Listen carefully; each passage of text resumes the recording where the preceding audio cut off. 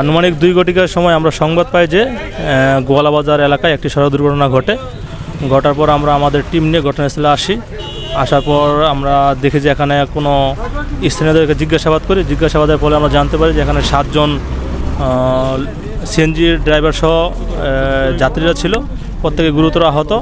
তো স্থানীয়দের সহায়তায় এবং ফায়ার সার্ভিসের সমন্বয়ে ওনাদেরকে আমরা সিলেট ওসমানী মেডিকেলে রেফার করা হয়। ওনারা বর্তমান চিকিৎসাধীন আছে। আমরা ওনাদেরকে নাম ঠিকানা যাচাই বাছাই করার চেষ্টা অব্যাহত আছে।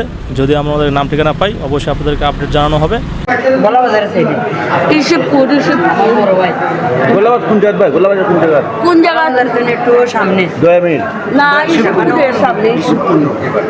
আসার মতো সিস্টেম না, আল্লাহ বাঁচাইতা বুঝছেন, সবাই দোয়া করুন বুঝছেন।